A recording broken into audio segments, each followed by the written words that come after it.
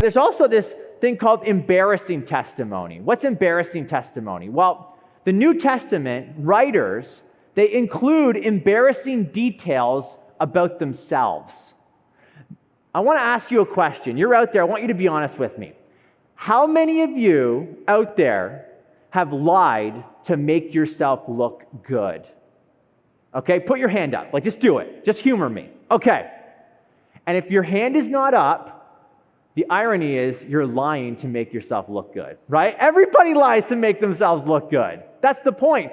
Here's the thing, though. People don't lie to make themselves look bad. Nobody does that. And so historians have this principle called the Principle of Embarrassment. And what they do is when they see that the author has included information that's embarrassing about themselves, they take that as trustworthy. I mean, why else would it be in there?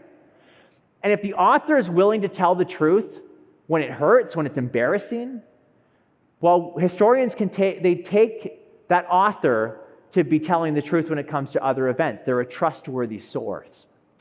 And so we see that all over the Bible, especially in the New Testament. Jesus is teaching his disciples, and man, they just don't get it. So we have Jesus saying, the Son of Man, referring to himself, is going to be delivered into the hands of men, and they will kill him. And when they have killed him, right, after 3 days, he will rise.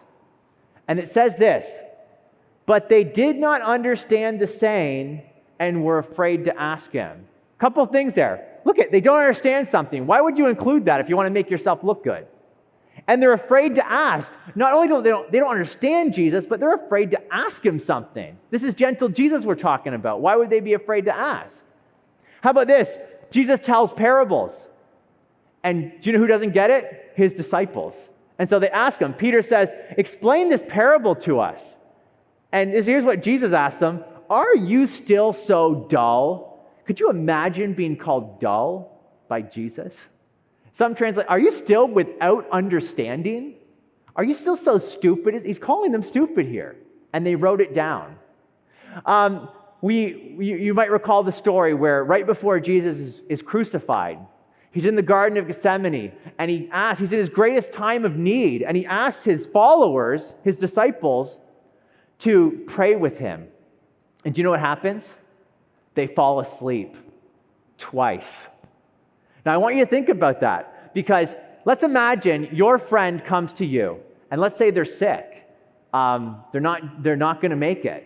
And they come to you and they say, can you please pray with me?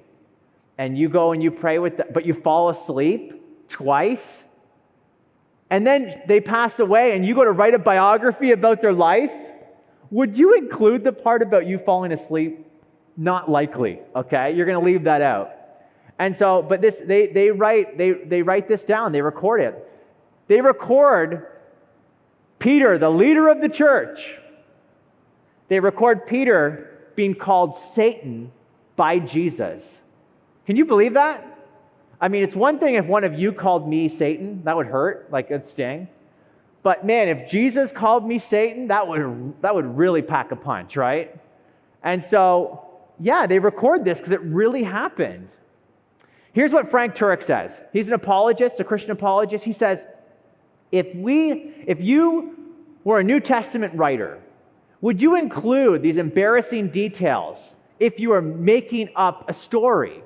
Would you write that one of the primary leaders was called Satan by Jesus, denied the Lord 3 times, hid during the crucifixion, and later was corrected on a theological issue? The best explanation is that, here it is, they were willing to tell the truth, warts and all. That's it right there.